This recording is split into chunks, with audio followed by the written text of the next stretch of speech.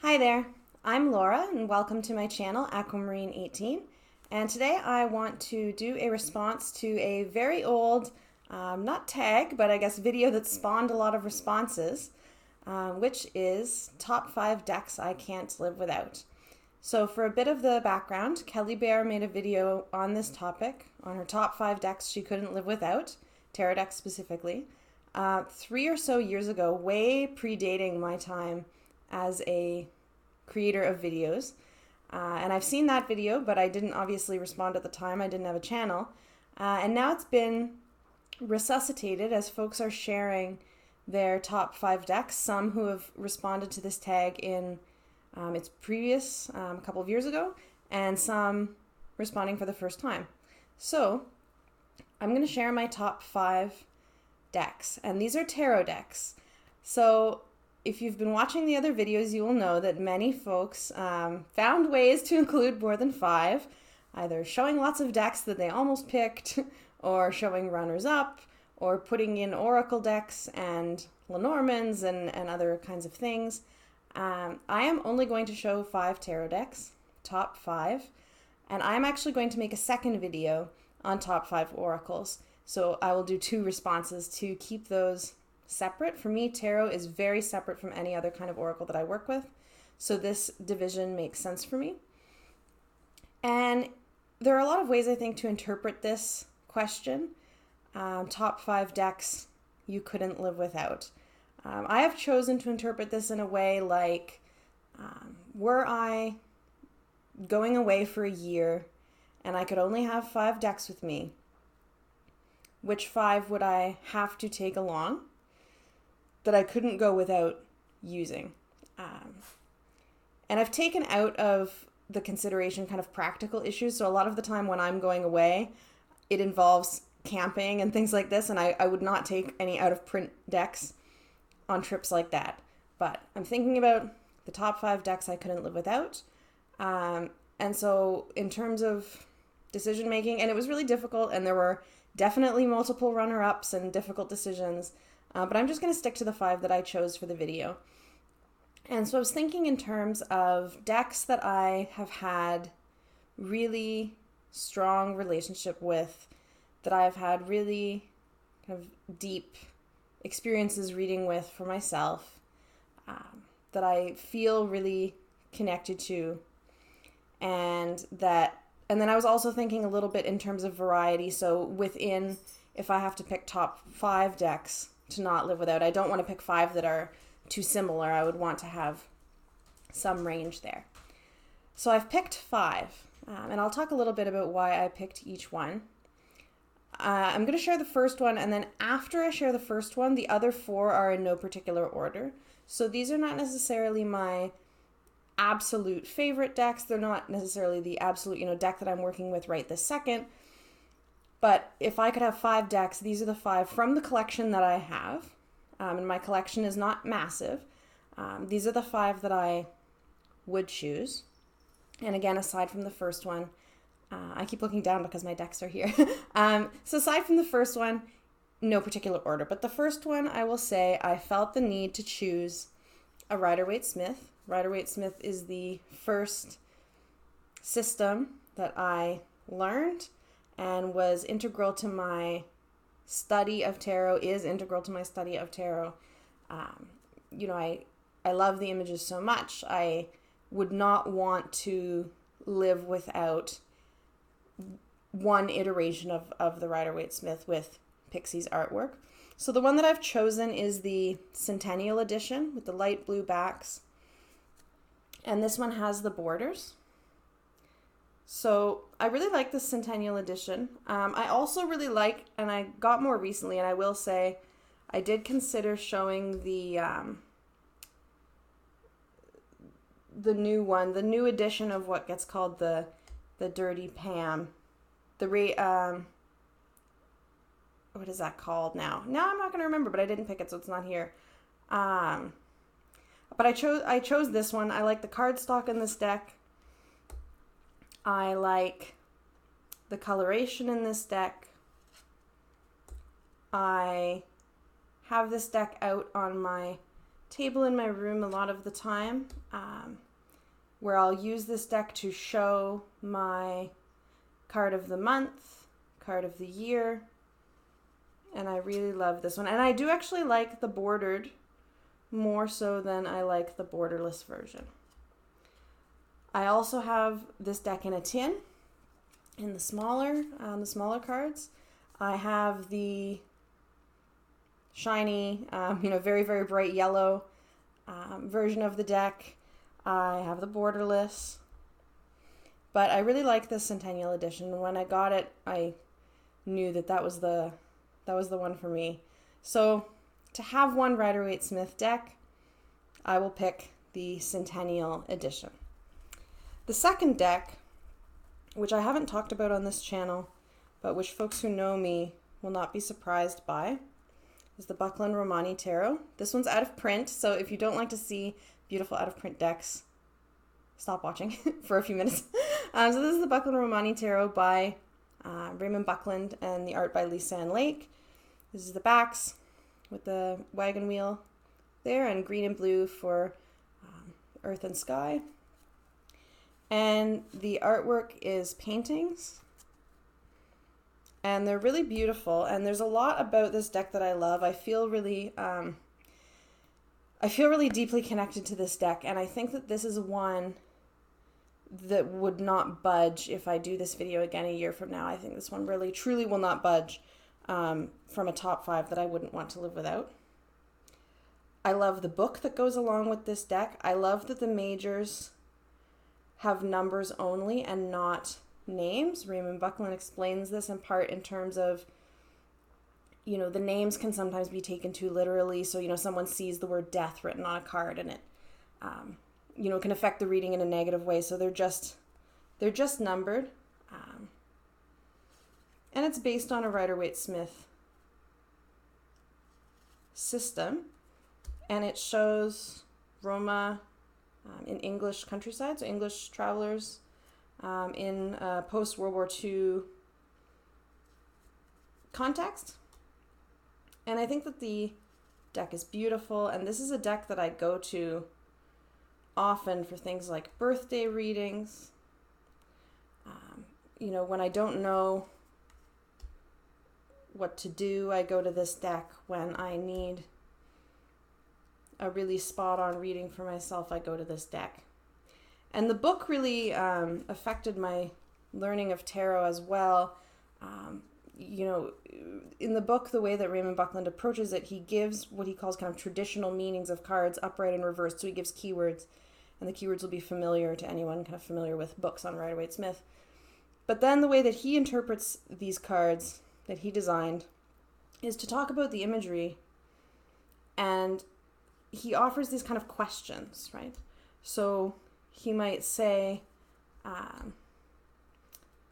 to look at the card and think, okay, well, what's happened here? Was there a conflict? If so, what was it over? Why is this person walking away? What are the people's relationship to the house in the background? What would that mean in the context of a reading? And this way of thinking about cards just kind of busted a lot of things open for me in ways that are still really important. So Buckland Tarot by Raymond Buckland and Lisanne Lake goes in my top 5 without question. And again, I don't see that one budging from the top 5 ever. The third deck, and again, this isn't, in order of preference or anything like that, but the third deck I've chosen, I chose in part because I wanted to include some decks that either are pip decks or that I read as pip decks, and this one falls into that category. It's also one that I've had really great readings for myself with, that I've had good readings for others with, that I think is just beautiful, that I had the privilege of meeting the creator when I bought the deck, that adds something a little special to it, I think, for me. And that deck is the Marigold Tarot, and the creator of the Marigold Tarot is Amrit Brar. And I put in, when you buy the deck online, there's a guidebook, there's a PDF that you can get, and when I bought the deck, they gave a download code to get the PDF. And the PDF is great, and I just kind of downsized it into its, you know, core keywords for myself, and I keep that in the box. And Amrit has really put a lot of thought into the symbolism of the different types of plants that appear in the different cards, for example. So to show some of the cards. And this deck is full of skeletons, marigolds, as the name suggests.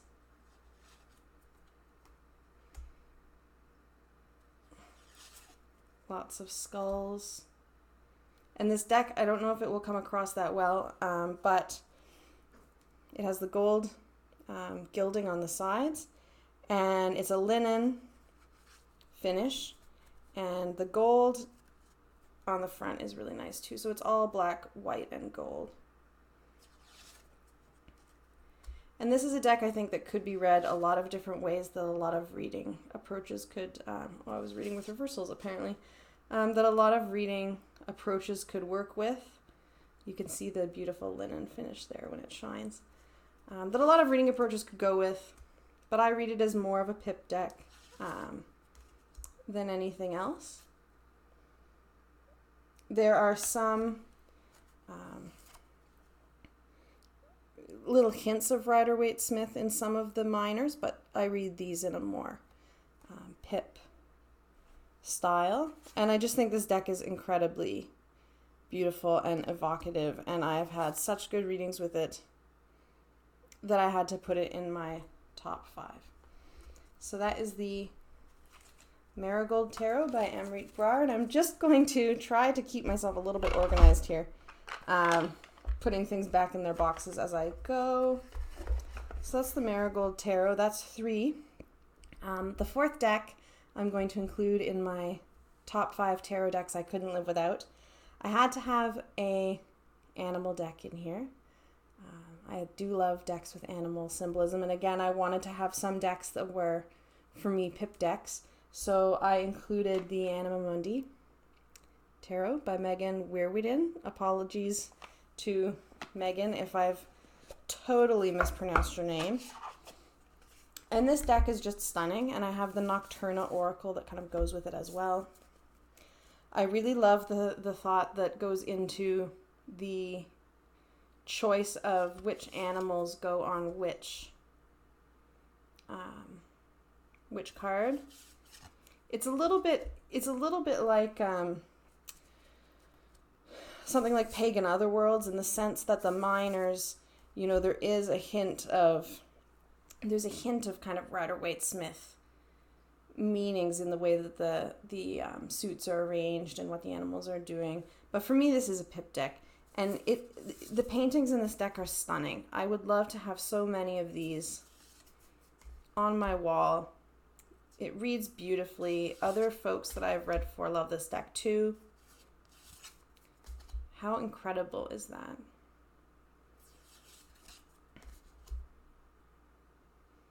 The deck feels really balanced. It doesn't feel particularly kind of seasonal one way or another, or elementally one way or another for me.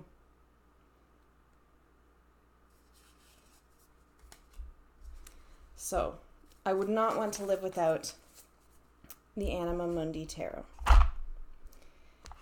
Finally, the last deck on my list of 5 that I wouldn't want to live without, and really I wouldn't want to live without any of the decks in my collection. I don't have very many. I chose them each very deliberately, and I've kind of curated my collection of decks to meet particular kinds of needs, to fill particular kind of niches for me. So I don't like the thought of living without any of them. But I have to choose the Next World Tarot by Christy C. Rode.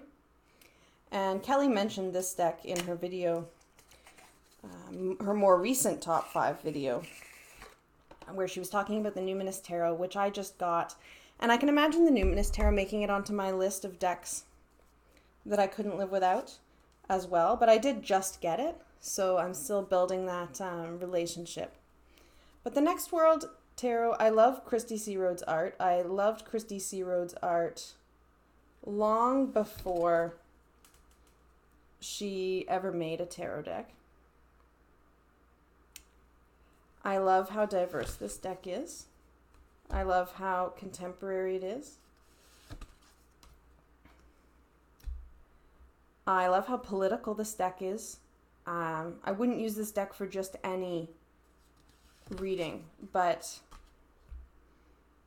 for the readings I have used it with, it has been really intensely emotional at times. I did some work with this deck around body image and kind of internalized negative thinking about self-worth around my body, and this deck just was something to work with, and I'm so glad that I got it. And I was a bit hesitant at first because like a lot of other people, I don't like keywords, and this deck does have keywords, but I don't find them intrusive at all.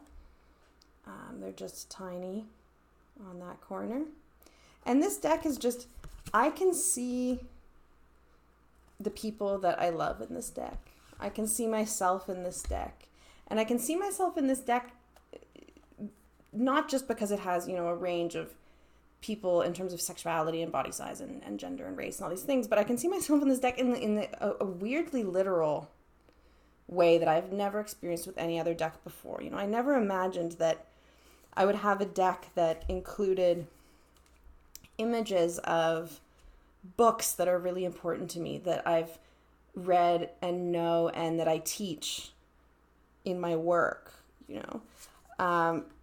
that I have all of these kind of associations with, that I bring to this deck. And there are so many little messages in here that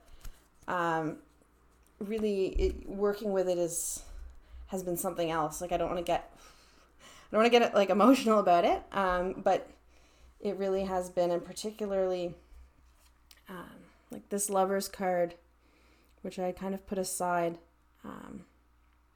It's not in the guidebook, but we see a person and their reflection stepping out and giving them some spoons. And the spoon metaphor, I'll try to remember to link the essay about that establishes the spoon metaphor below, is a way of talking about the need for those of us who live with things like chronic pain or illness, for example, to kind of manage our energy throughout the day, because it's like you only have so much, right, before you need to rest and rejuvenate and re-energize, because you're living with that kind of chronic pain or whatever it is.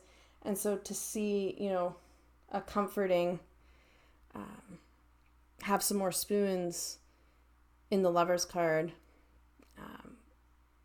when I was working with this deck around issues of kind of self-love and self-worth related in particular to body issues, was something that was really important for me, that I come back to a lot.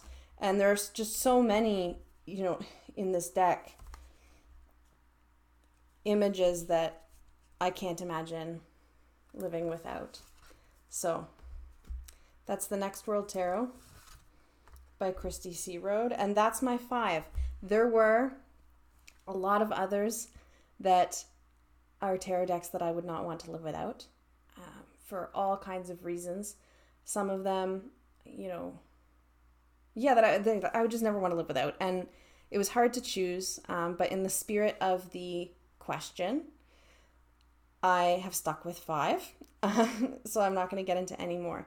I am, however, going to make a video on my top 5 oracles that I can't live without, so stay tuned for that video, and thanks for watching. I'll link the top 5 decks that I can't live without video original below. Again, thanks for watching, and have a wonderful day. And if you want to share your top 5 tarot decks that you can't live without in the comments below, if you don't want to make a video response, that would be great. Thank you, and have a great day.